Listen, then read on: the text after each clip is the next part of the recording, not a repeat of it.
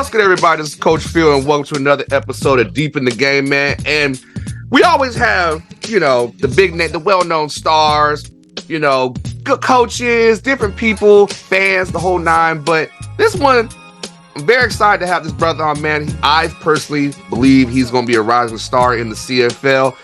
Fresh out of New Mexico State, man. Played in Winnipeg. He's now with Hamilton. No, I did not say Scamilton, so y'all get off my back about that. We as young boy said, stop the violence. We doing that here right now. We got my man Cedric. Will knock you out. Cots, brother, how you doing, man? I'm doing good, Big Phil, man. How you doing? I'm living, baby. I'm living, man. Hey, appreciate you coming on, man. I wanted people to, we talked before we start recording, man. I want people to kind of get to know you and see what you're about, man, because you are on a defense that's pretty damn scary. And now you guys have acquired my dog, Jamal Peters. I'll link his episode of Deep in the Game up above. But, man, take us through your process, man. Tell us your story, and let's shoot the shit, brother. So I guess we can start at the very beginning. My dad was pretty much the guy who put the ball in my hands. You know what I'm saying? Pretty much knew I was gonna be like a defensive lineman, like from day one. You know, he put that in the air and he made that happen. Countless little league games and things of that nature. So I excelled in football all the way through middle school. I go to high school. I go to high school in DeSoto, Texas. I'm pretty sure, most people around the nation know DeSoto as badass. Like, yeah, bro. Bad, man. Yeah.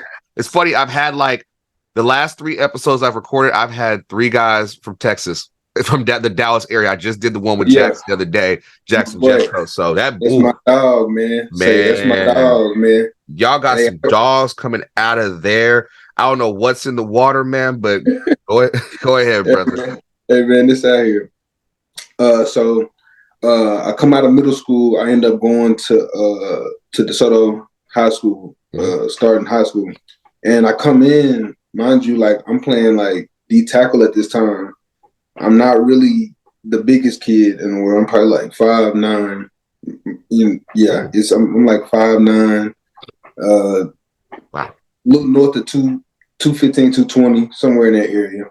So like when I come in, like I'm not just, a physical specimen. So they automatically throw me with the there's an A team and a B team for freshmen. Okay. I get thrown with the B team guys, you know what I'm saying? The smaller guys. And I ain't gonna lie, my dad he wasn't very fond of that. So he transfers me. He transfers me out of DeSoto, and I go to a way smaller school in Dallas called William Hutchins in DISD in inner city. I end up going there, way smaller school, but it's crazy. When I transfer, I hit a growth spurt. I go from like 5'9" to like 6'1", 6'2". Damn.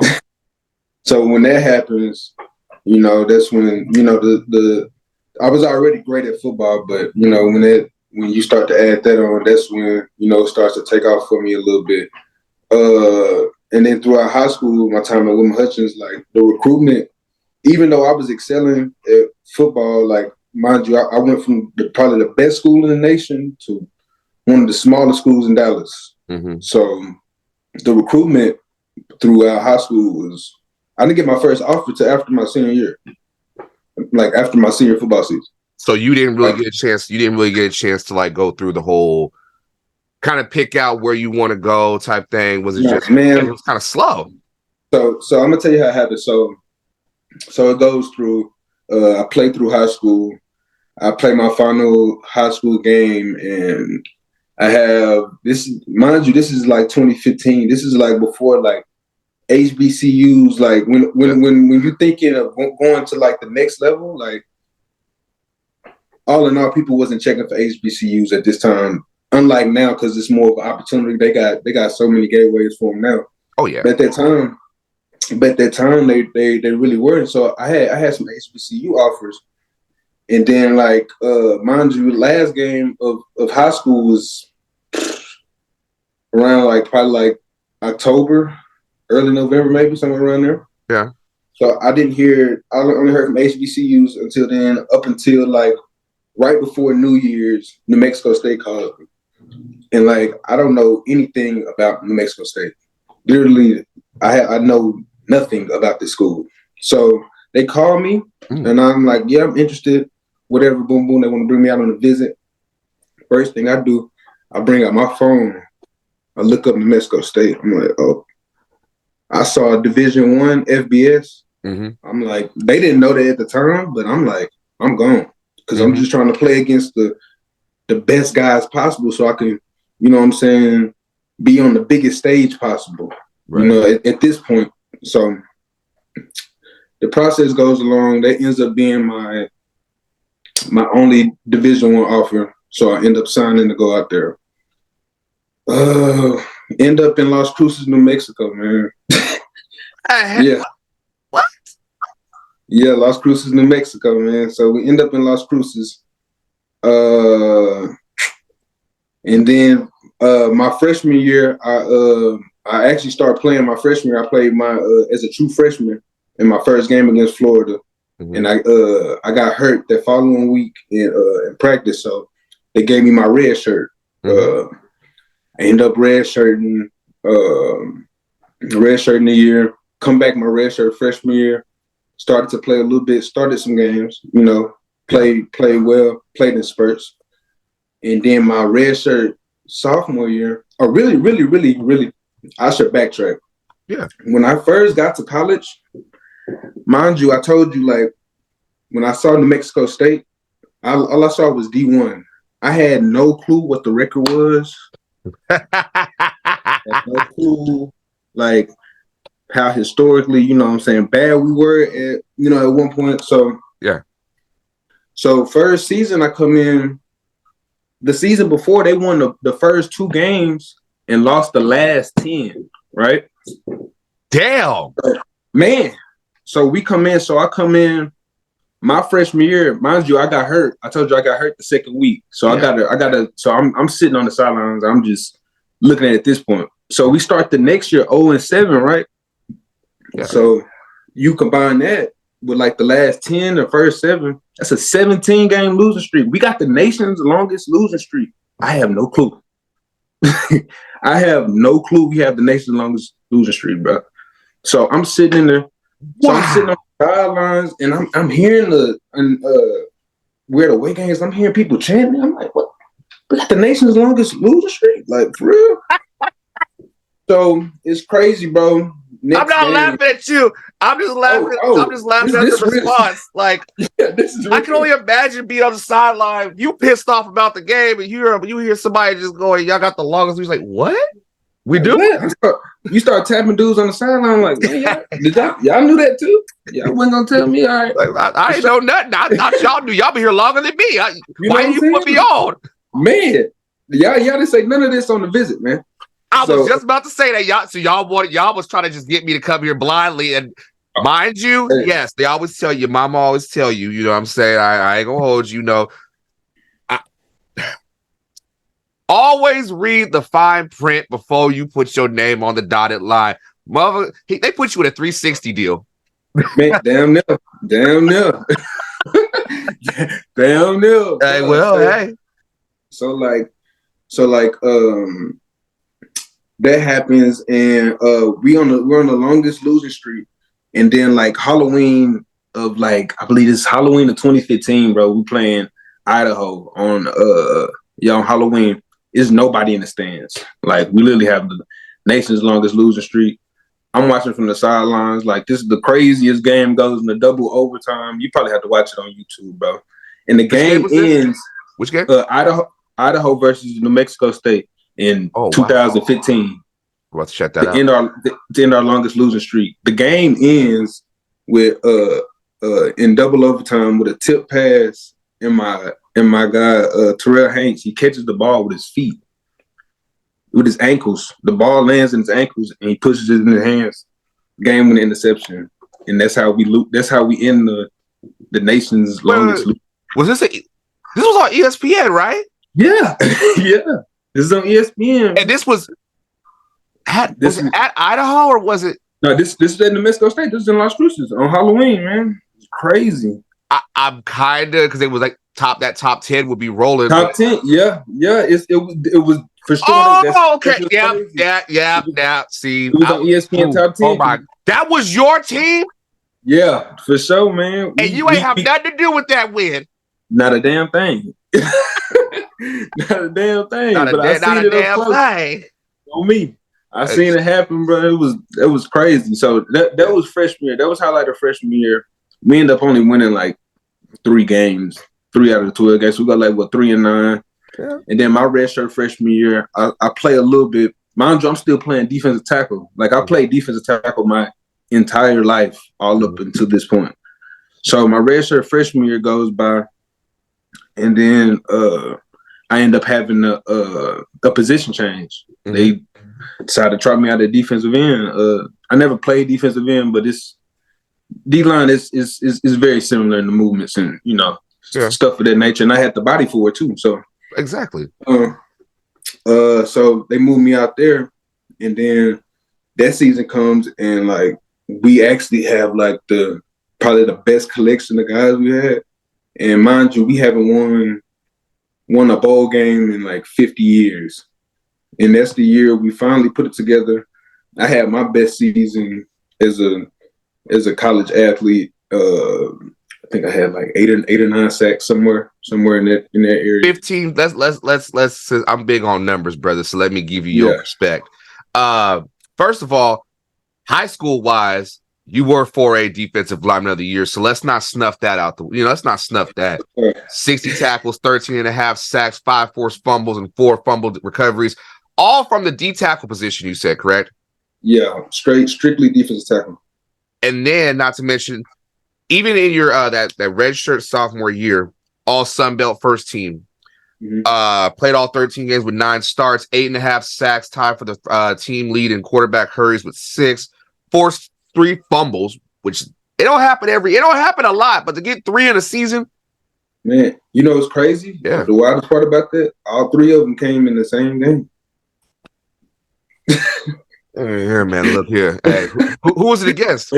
Texas State, man. Texas State. It was that's an easy lick. No disrespect, hey, that's an easy lick. Man. Hey, where we was at, we was struggling with teams like Texas State. That's the team you see on NCAA football, and they're like the first game of the week, you blow them out by 89. But in y'all case, man, y'all was man. That in conference.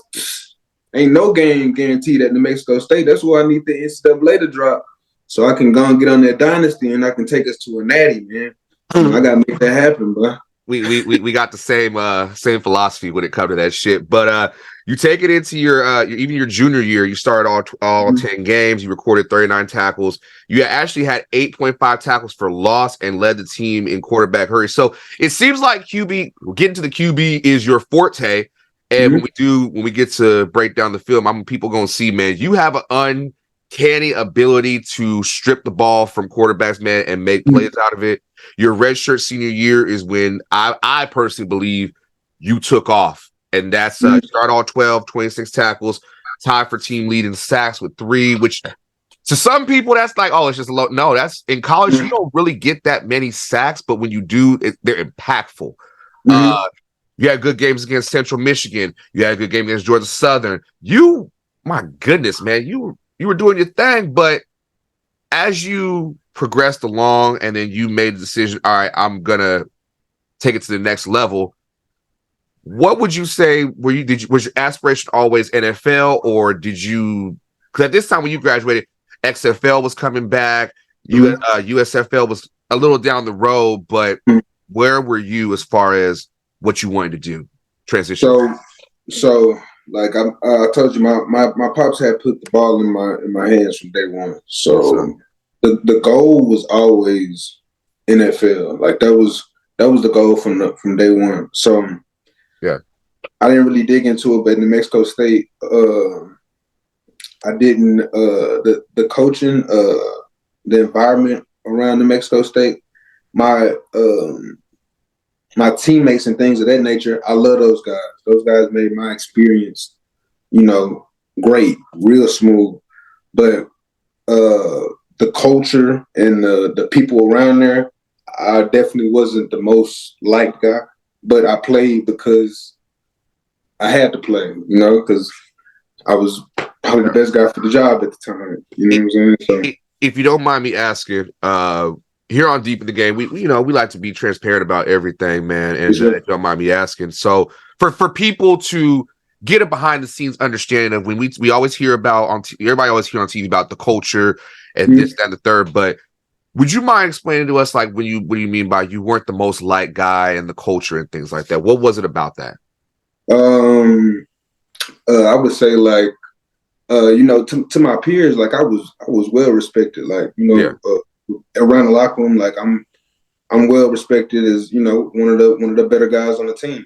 Right. But to, the coaching and the strength coaches and, the people of that nature, I came in from a inner city school. So from when I was coming in from inner city school, I wasn't the strongest guy. I wasn't necessarily going to, lift the whole weight room. So to the strength and conditioning, to the strength conditioning coaches that came off as I was a guy that was lazy. I didn't care. Like, I could not kid you. I don't care. And it came off as like I was arrogant whole time. Like there's really guys that may be like that, but I'm probably one of the most chillest guys on the roster. They've never got a call about me outside of football or, nothing of that nature or anything crazy. Yeah, because I to be honest with you, when you're named after your daddy, I firmly believe your daddy's probably the coldest man walking. Anybody that's a second or third or whatever. And your mama name and your mama's name is Willie. Yeah. Oh yeah. I ain't doing that. You know what I'm saying? So I come from a pretty good household, man. So I was raised the right way, man. So I don't think I was a guy that that had no character issues or that needed to be coached like to the highest degree. You know what I'm saying? Like you don't have to babysit me like I'm 2 years old. Like even like my transition to the pros was a lot smoother because I was already self-sufficient. You know what I'm saying, and things of that nature. But like it would be things that more so like, let's say they wanted me to get to this desired weight, right? And I'm like, I come in and I just played 80 snaps this last game. Mm-hmm. I'm probably not gonna make weight. I'm probably gonna come in and be as heavy as you think I'm gonna be, man. It's just natural. So when I come in 3-4 pounds under, man, I'm treated like it was a point in time before my senior year for about a month to 2 month stretch where I wasn't even with the team. Really? Yeah, for real. Like they like I couldn't even work out with the team because they felt me not making weight, like I didn't care about the program. Mind you, I'm first team all Sun Belt. I'm second team, first team. Everything, all this. I'm going out there. We playing. Me and my boy Roy Lopez. He plays for the Cardinals now. He got drafted by the Texans a few years ago. But that's my guy. We go to war all the time. 80 plays, 80 snaps here and there. And then when I don't come in, I don't make weight. They treated me like I was this like cancer to the program. But you can ask any guy that went to the Mexico State what kind of guy I was. See, that's the thing about what you graduated what year? Correct me if I'm wrong. You graduated 2014 or 2015? 2015. Okay. So I was 2012, but I actually graduated like a year later. And that era could not be the way we were coached, the way we were brought up is now known. Like you couldn't, you know how it was. It was very motherfucker. When your daddy probably said, motherfucker, when I tell you jump, you just ask how high. You feel me? Like Like I tell people all the time, I'm Carla's son. I'm Slim's son. The way I was raised, man, like how I raise my kids. I'm very direct with my son. I'm direct with my daughter. I'm direct with my other son. Like I try to, I guess, what I learned from coaching and from my coaches, I can't do that now. You understand? And the strength and conditioning coaches, they mean well. Some of them are just dicks. Some of them just like strength and conditioning coaches. A lot of them, they bald headed, like big. All right, guys, we're gonna work today. And all that. Like, see, my problem is like every athlete has a different type of body. You know what I'm saying? Every athlete needs different things or has different defects. You know, he might be stiff in the hips. This guy might need more bend in his knees. You know, he might need some more upper body strength. Just it could be anything, but you have to diagnose that for that desired athlete. But in my case, go ahead. No. Go ahead. Oh yeah, like in my case when I came in and I switched positions, like at this time, like edge rushers, edge rushers was cool, but like now edge rushers is it's the cool thing to do. Yeah. At that time, it was cool, but I feel like they didn't. Like the school wasn't ready for or the program wasn't ready for the type of player that I was. You know what I'm saying?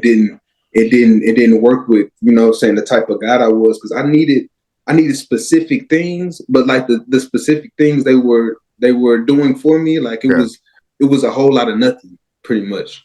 You know what I'm saying? Do you feel like at that time, do you feel like, looking back on it now, you said, this first time me and you like face to face talking. I love the vibe. I'm loving everything, man. But what I can take from you is you got a really chill attitude. You calm, and it could rub people the wrong way because it comes off as nonchalant, like you don't care. Facts. But at the same time, that's a failure on the coach's part, because if you knew your players and you scouted them right, if you knew every detail about them, like they would know this is what he needs physically. This is his type of regimen. This is what he needs. And exactly. I feel for you. Exactly. Mind you, I'm a college guy. Hey man, the coins are slim. The coins are slim. The pickings are slim, my brother. You feel me? I don't got NIL. I'm sick. I missed NIL by 1 year. I was gonna say something about that. You missed it right. That post-COVID shit. These. You feel me? And like we're gonna dig in more to that, how that affected. But yeah, back to the culture. Like these are the same guys. Like my time is up, and I have to graduate after my last semester. The football office is literally across the parking lot from the basketball stadium where we graduate. Right. Nobody from that football office, we couldn't get a hug, we couldn't get a handshake on the way out the door or nothing. After my last game was the last time I heard from anybody. You know what I'm saying? We done made history for these people, made plenty of money. These people got new contracts. They living good, you know what I'm saying? I mean, right now, it done came back on them. It's not the same staff now, but right. Do you? I feel for you, brother, because college is supposed to be a great time for you to learn and become your own man and figure things out. But when you come from, I guess, the home, we both got both our parents, you know what I'm saying? They ain't used to that. They ain't they're used to guys coming in that don't got their daddy. And they want to punk you and try to like, you need me, right? I can they prey on you. You feel me? Like you ain't gotta. I ain't that type of guy. You gotta threaten, bro. Like I came to work, bro. They don't like that, and that was we were gonna say that about like NIL. They hate these kids because for many years they were able to punk these kids and say, "You stay." But when I get an offer that has more money, I'm gone. Fuck you. Like, man, it's sick. But I say all that to say this: I had a great time in New Mexico State. Yeah, my teammates and the people that were that worked closely with the program and around the program. Mm-hmm. Those were some very solid people. But some people within the real nucleus. Yes. situation, they kind of made it a little sour. So I mean, I did that New Mexico State, and then I started training for my pro day, man. I started training for my pro day. Right after that, I head out to Tampa and I work with my guy Cliff. So as that's happening, mind you, these few people in the within the organization have a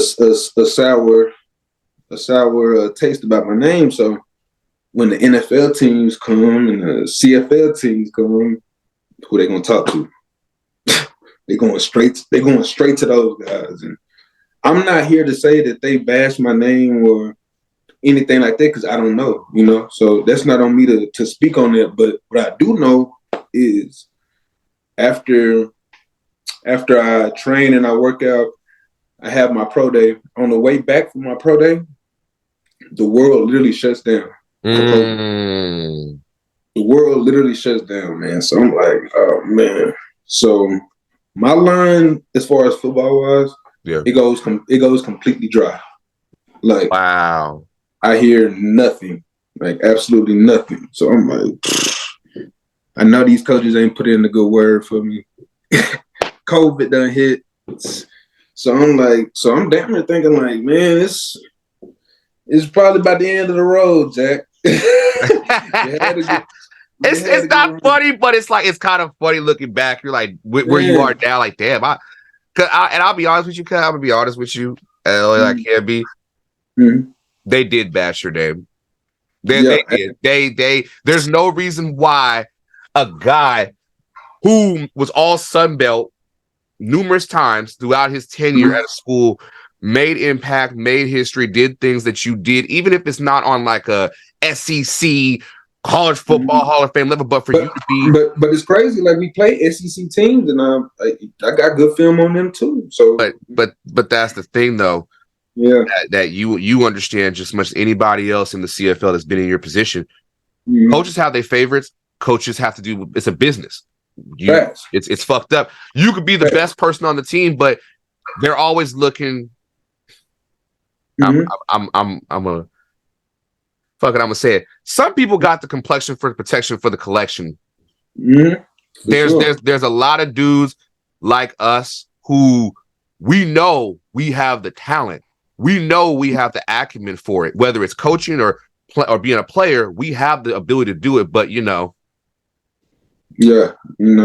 said. But I feel for you, man. The COVID came and swept everything, man. I don't even think I can still say COVID. But fuck it. COVID came through, man, and your line was dry. How did you handle that? And when did you get that call to come up north? Man, so what happened was my line goes dry. The world shuts down. I sit at home for a minute and then listen to a lot of Drake. Man, all that good stuff. So I sit and I wait for a minute, and I eventually had to go get a job, man. I start working at Amazon, bro. Oh, come on! Yes. Hey, man, I had to make it happen. It means I started working at Amazon, bro. That was probably the worst job ever, bro. I was trying to quit every day. So I'm like, man, there ain't no way in hell I'm supposed to be delivering, I'm not saying nothing bad about nobody, doing Amazon. I respect the hustle. Make it happen, Captain. Yeah. But me, hey, I'm hitting my head on top of the truck, man. I'm on the taller side, man.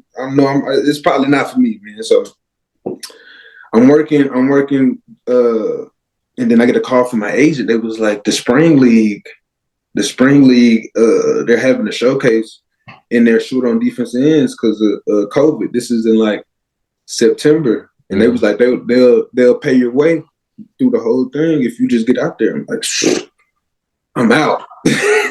So I tell the job, I'm like, I got an opportunity to do this little showcase. I'm finna see what I get out of it and call it a day. So boom, we go do the showcase. I think it's probably like a 4-week showcase thingy, and I think we get through like 3 weeks of it, and then COVID shuts it down. But like, God damn, COVID shut that down. So, but the 3 weeks I did my thing, and I put enough on paper met some real solid guys out there too. I put enough on film, my bad, to where like I gained some interest. Like I started getting my agent started getting calls about negotiation lists from Winnipeg. I'm like, man, for sure. I'm like, Winnipeg looking at me. Because at that time, once he told me that, I'm doing all my research. I click in. I'm like, man, Winnipeg. I see what kind of guys they got. I'm looking at. I see Willie J. I'm like, oh man, yeah, I can do this for sure. So about a month go by, they send a contract through. I'm like, bet. We finna make it happen. Ended up going out there. Felt like I got some direction, like somebody finally taking a chance on me. So as I'm going out there, like I know I'm joining a culture that's like it's already set. So I'm going out there with some real vets. So first time I finally get out there, it's just a whole new life. It's a whole new everything, bro. It's a big adjustment and all that, man. But that's pretty much how I got to Canada. See, that's the thing, man. I like that. Those are the stories that I like to hear. I've had a couple guys on. I had Sean Bay Jr. on. He was doing Uber.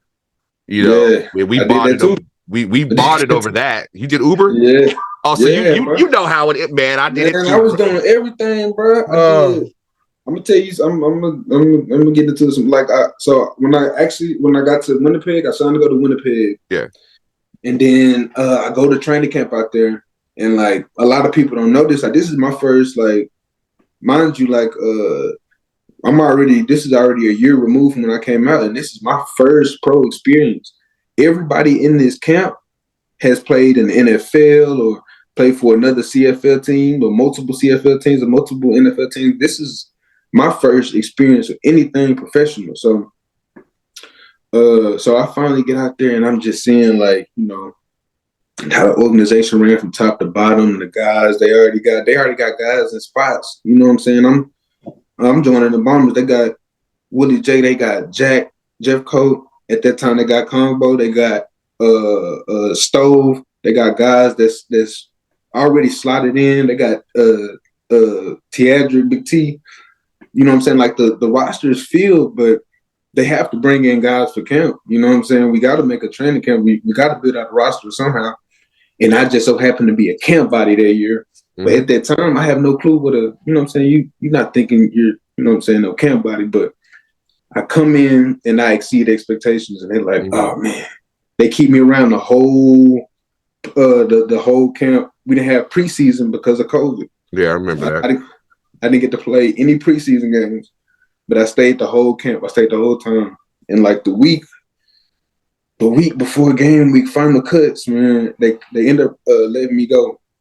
But he told me as he was letting me go that we really like your game, you know, stay right, you know. And at that time when I'm hearing, I'm like, man, he done told me go home. I ain't never not made the team, man. Like he done told me go home. Like I'm thinking it's all cap, you know what I'm saying? Like he ain't really talking about nothing. This, you know, this O'Shea, this is all the front office guys in Winnipeg. They're telling me this. I'm like, there's no way. So boom, I head back to Dallas, bro. I end up having to work again, bro. I end up being a security guard for some time. Okay, Daddy, damn. Hey, say, man, security. Do what you gotta do. But it was like at a bar though.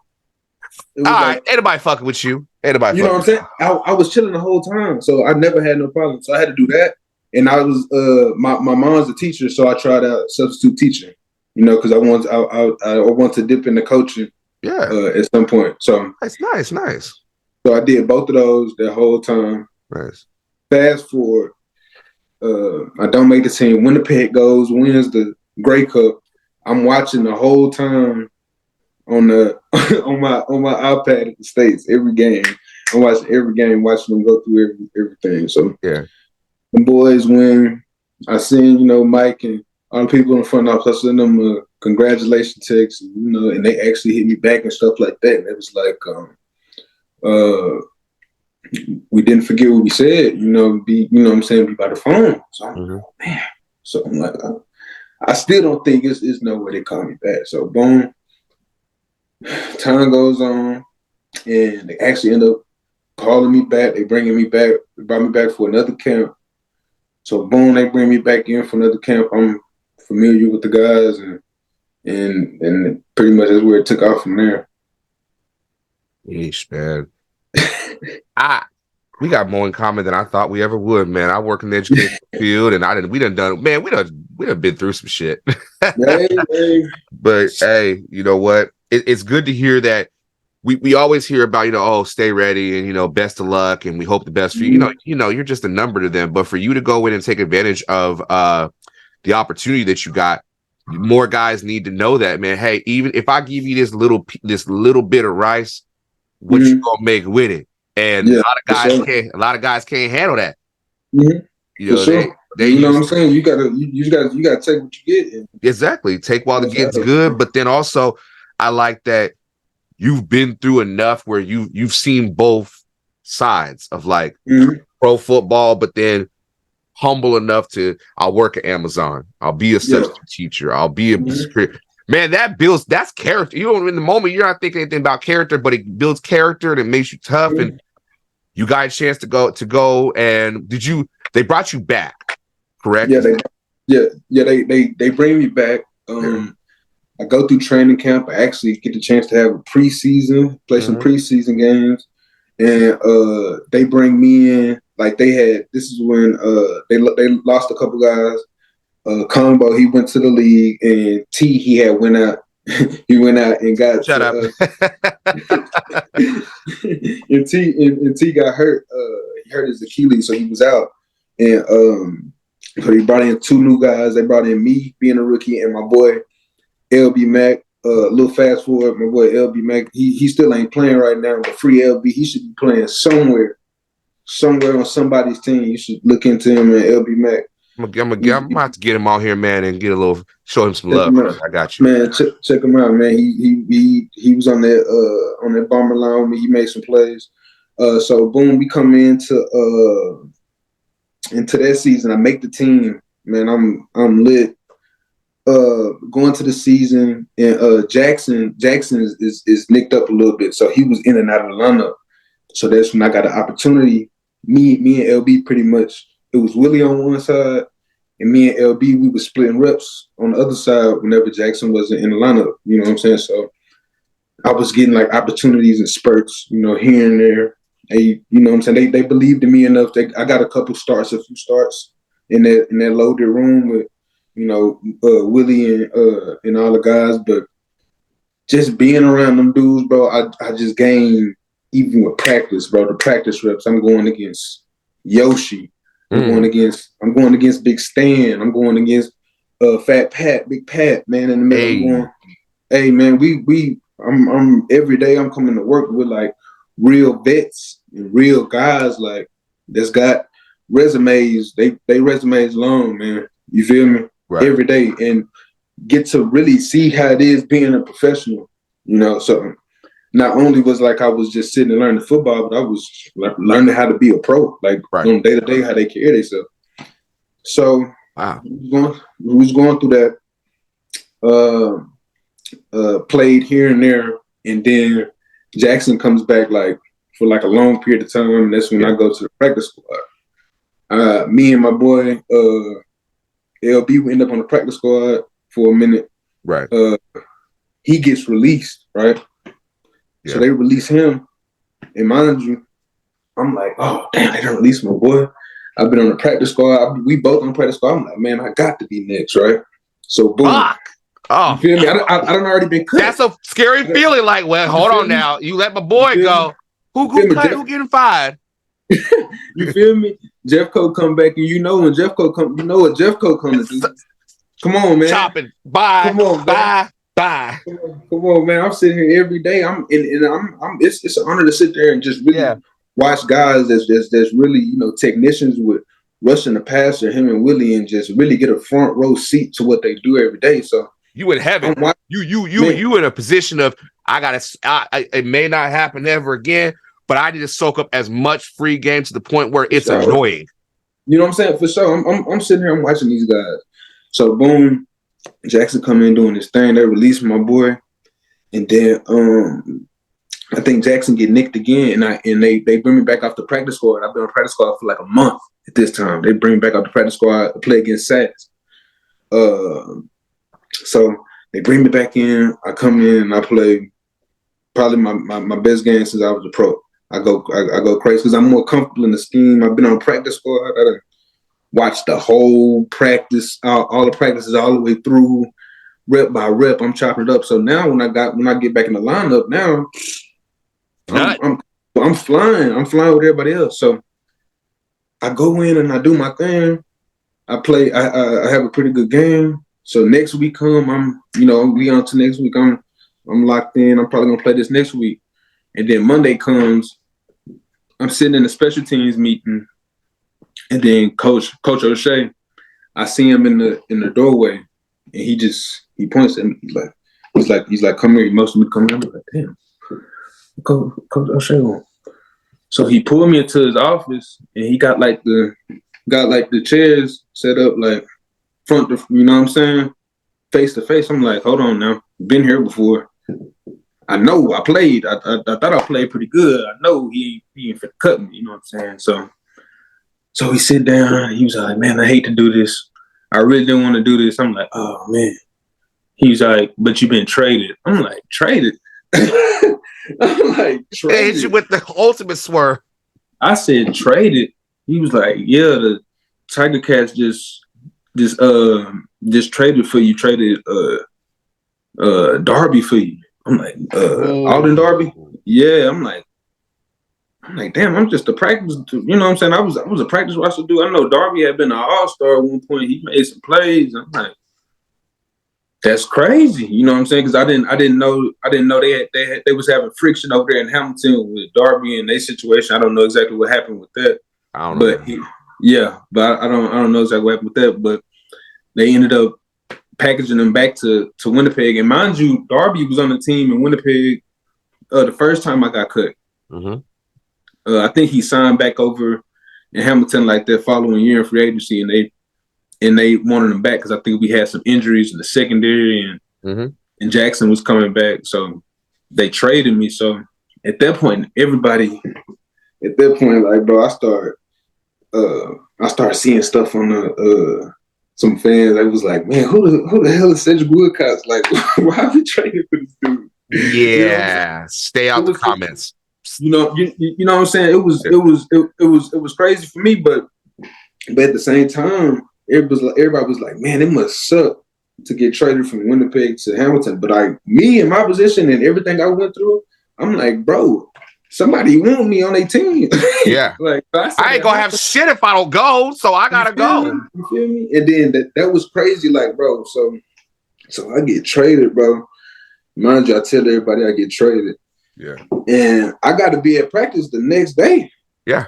I mean, I'm literally getting ready to go to practice in Winnipeg. I'm like suit and boot. All I got to do is just throw on the jersey and I'm ready to go. Right. So they was like, yeah.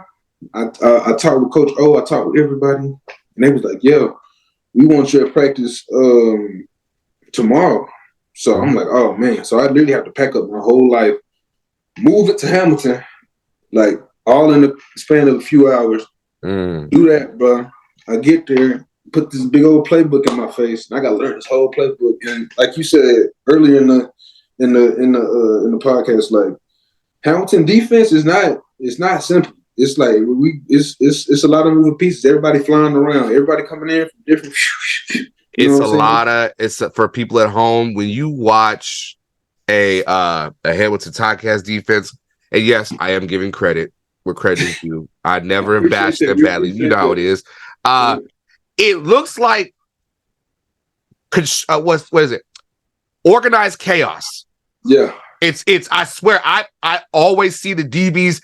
They got the towel flying. They run it this way, that way, and the I love about the defense though. Honestly, bro, y'all smooth when y'all get interceptions. And the D line just be attacking. The blitzes are nasty. It's pretty good. Yeah, man. We're gonna try our best to get it all together, man. We got to make it happen this year. We're gonna make it happen. Oh yeah, that's why I'm like, I'm very glad that there's opportunity for you to show what you can do, but we can just show the people with the film. So I got some film. Thank you for sending me some of your stuff, man. And let's show the people, man. I got you right here, man. That atmosphere, man. What's it like in that atmosphere? Oh man, it's actually crazy, man. Just especially when it's rocking like how it was right here, second down, clock winding down, man. It gets hectic, man. Now when I saw this, it didn't make no sense how you got, because you technically had a free lane to go. Yeah, he stepped left. You going your left. He's going to his. It's I don't know how you did that. Take us through that one. Man, just I saw the clock winding down. It's another one of the blitzes where it's like it's two ends on the same side, so it's kind of confusing the O-line. So I knew I was gonna have a step on him, and when the door opened, like he had the ball just sitting right there. So I was like, I'm gonna get the sack, but I might as well just take the ball. Like, but the possession, the ball is the most important thing. If I can get the ball, it's over. It's instant. Like we get the ball right there, and we get great field position in the offense and go over the score. See, that's one thing I know. So it's kind of like the LA Rams, their boss front. Mm-hmm. Would you say that two ends on the same side? But what's crazy is the drop. Oh yeah, that drop sold it, and it made him. Yeah, he hesitated a little bit, like, wait, he's not coming at me, and you took advantage of that. So I'll get that to you now. Right here, this one. Oh yeah, you got Jeremiah. Shout out to him. Oh yeah. That robbed me right here. This probably should have been a sack, man. I don't know if he got that ball out. He did get it out, but the pressure and I mentioned before your ability to get to the quarterback and just get the ball. Is that always been your thing, or is it something you learned over time? I'm targeting the ball, man. I noticed like when to get your name in the paper, man, you got to get that ball, man. Ain't nothing like getting a sack, getting a fumble, forced fumble, and the fumble recovery all in one, man. You can't beat that. No. I mean, that's look right here. Oh yeah, this that goal line right here, man. All bets are off right here. What do you be thinking when you at the goal line in the goal line situation? I know I'm gonna get some type of down combination, So I'm literally just trying to squeeze down as tight as I can, compress all tight gaps, cut off any gaps. I don't want, especially my gap. Like nothing can get through my gap. That's the main thing on the goal line. What I'm thinking. So let's pause it right here. So you got Simone. Shout out to him. Congratulations on a great career, by the way, brother. Man, for real, man, big Sim.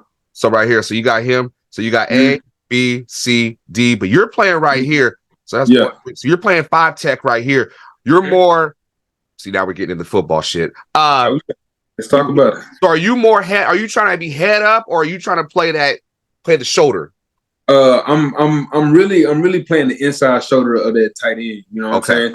I don't want it down here. I don't want to get too tight on that tackle and get out leveraged and he hooked me or something like that. So the inside shoulder of that tight end is really gonna put me right in that gap. You know what I'm saying? Like I can't be wrong right there. So go ahead. So I know the based on the tight end's body language, he's looking down at me. So it's probably gonna be a down block. Some going down that way. So I pretty much just gotta beat him inside. Don't let anything in between me and that guard right there, and I just close that space as much as I can. So let's say if Simone just blitzes right here and he takes it head on, you're just gonna go under. Are you gonna go off his ass, or are you just gonna slide in or they just down block? Oh, at that point, if Sim decides he's gonna hit that, I'm reading right off of it. And I'm coming right off. But I think right here, I think he's playing a little more patient, just trying to see where it's going. But if he decides he wants to hit that, I'll play off for sure. So he's delaying. Yeah. Delay. Yeah. That's great. That's great team defense right there. Yeah. All right, now against yours. Well, this is with them. Oh, patient. Yeah, man, that was a real patient rush. This is some old film, man. Yeah, but Kai is against Kai now. Yeah, Kai. Shout out my dog Kai. Man, I can't wait for him to get his opportunity too. Me and Kai actually had some crazy battles in college because he went to UTEP. So I played against him.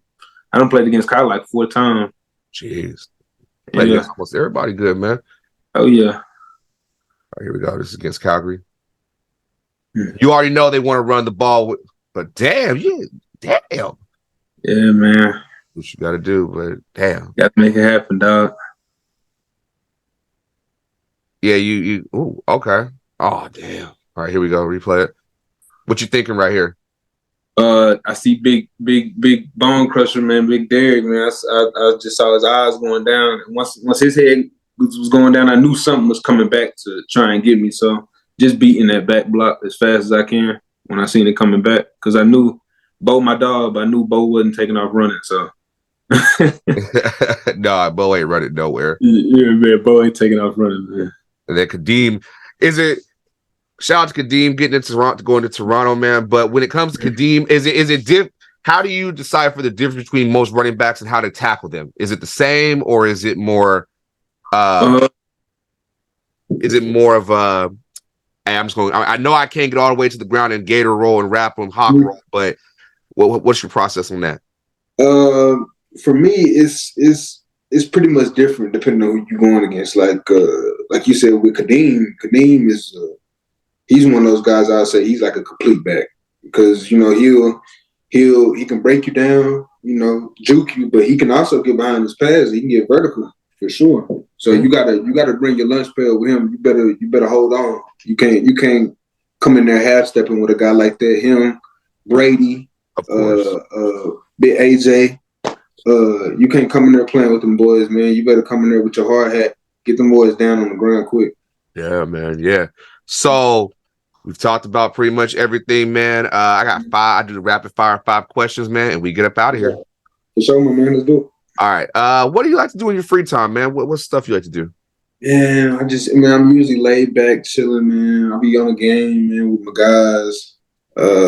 Spend time with family, friends. But I'm a reserved guy, but I don't do too much, man.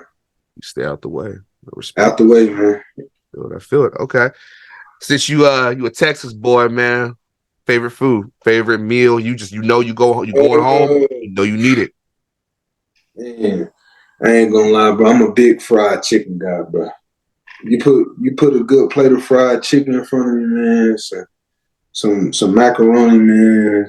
Some greens, man. Stuff like that, dog. Like, I'm gonna tear it down every time, bro. Every time. We the same. We big guys, man. We gotta have the chicken. I just made some fried chicken a couple of days ago for some of my coworkers, man. Are you more of a using butter when you cook? Are you a buttermilk, or you just, hey, I'm gonna egg wash this thing and just throw it on there? You're gonna have to ask my lady about that, man. She gonna handle all that for me, man. Right now, when I gotta make chicken, I'm straight. I'm a baked chicken type of guy. But when it comes to frying, I leave that to my grandma, my mama, and my lady, man. I let her handle that. We get the hell out the way and just let her. You gotta do that. Hey, I'm gonna eat though. I'm gonna eat though. I'm gonna eat though. I'm gonna let you know what it's here for sure.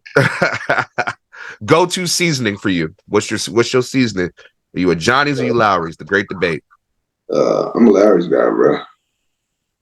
And that's just because, like, where I was at school at, and I had to. That was when I really had to cook for myself. You know what I'm saying? That was the only time, like, I really had to just really get in that kitchen for real. And that's what they had around the school. They had Lowry's, so I'm damn near Lowry's by default. I'm a Johnny's guy through and through, man. Lowry's on popcorn though. I can only do that with Lowry's. That's it. I feel it. You know what you be bumping in your trunk, man? What's your music taste? Man, I'm a big. You already said Drake, man. Drake gonna get the job done. My boy Rod Wave, Kodak, Gunna, No Cap. Rallo Rodriguez, man. You can really go on, man. But it's real diverse, man. But the playlist, man, it ain't no misses on there. It's all straight hits, no misses for sure. Older you get, the more I had a basketball coach tell me, he says, your generation, they want to hear the hits, man. You need to listen to the album and you'll find better songs than the hits. And once I got that in 7th grade, I was like, it ain't never been the same. I'm telling you, man, them albums, once you really, it hit me probably about like around that time, 7th, 8th grade, where I really just started listening to full projects, and you'll hear a hidden gem like, man, ain't nobody on this song, man. The main song get all the bump, but man, track 4, man, they going crazy, man. Y'all better tap in. Yeah, that's right. I think there's probably like in the last since COVID happened, I've listened to. I've learned to. There's 2 albums that I've listened to that I just listen to straight through, and it's just I can go back and listen. And you listen to it like the first time, like, all right, yeah, that's fire. But then you listen to it again, like, it's kind of different. The only 2 for me, Future's "I Never Liked You," and Bryson Tiller's "Anniversary." I can listen to them, no skips, no nothing. Now Gunna, Gunna like that. Yeah, man, Gunna got some. Hey, he got some haters right now. But hey, man, he win it though. Hey, man, the product is there. The product ain't budging, man. You can't nobody argue the product, man. Hey. He ain't telling me. So hey, you hear me? He ain't told nothing on me. Hey, I went to school Pimp C. Hey, real one, man. Oh. He be saying some shit. Like, I've seen a lot of his clips and shit on like Instagram and YouTube, and I'll be cracking up. I'm like, Pimp is saying some shit that I would have said in like 5th, 6th, 7th, 8th grade. Now it's like, I get it.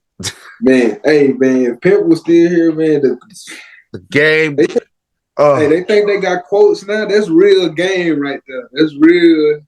He really spit. He really talking to you. And when he do this stuff, because when the glasses come down right here, and he give you that. He talking with his hand now. He talking with his hand now. Exactly. Last question, man. What's your personal goals for this season? What can we expect from you? Man, just being on the field, for being available for every game is the main thing for me. Just running with my opportunity, man, doing what I need to do in the defense, and just really being a star within my role, man, being a guy that the team can count on in any situation, being an every down type of guy, and really anything to bring the city of Hamilton in the ring, man, because we're down for one right now. We need one, man. We got to make that happen. I know I've been at war with them for over a year, but hey, man, they for real, man. They're gonna come after you, man. Hey, man. Hey, I got this right here. Hey. Thought I was playing with you. Oh man, he came ready. I had this for a video I was gonna do, but man, I got some stuff in the work for y'all. Best believe it's all love. Man. It's all love. I ain't gonna come at you. It's not the players. It's not the team. It's some of the funky ass fans. Yeah, man, I already know how it goes, man. I already know. Hey, that's what makes the game pure, though, man. We need some rattling back and forth, man. That's what makes the league, man. I love that type of stuff, man. So we gonna make it happen. We gonna make it happen for when I come up there when Sass plays y'all. We gonna have a time, baby. Don't even worry about it for sure. Yeah, for sure. It's gonna be a game, man. Oh yeah, y'all boys have made some moves, man. Y'all boys look nice over there, man. I might have to cop. I already told Jamal I would cop my. I know I said I'll get the JB jersey. I'm gonna get the Jamal Davis, but I'm gonna get the Wilcots. I'm gonna show love. Man, lock in, man. Come on, man. Get right with me, dog. I love to see that out there, dog. Any Wilcots jersey, man, I'm all for it. We never gotta take pictures and link up and all that. You already know. We gonna make it happen, brother. Cedric said, thank you so much, brother, for hopping on it, sharing your story, man, and all that. We gonna link up in about a couple months when the season roll around, and we gonna do it. We gonna do it, brother. For sure, my man. Just let me know. I'm always here. Yes, sir. Yes, sir. So, y'all, this is another episode of Deep in the Game. We might be deep in this game, but you got the rules missing. Said, take it easy. Everybody, y'all be easy. The man's in the house. So crazy. The man's in the house. I'm going to tell you the truth. The man's in the house. So crazy. The man's in the house.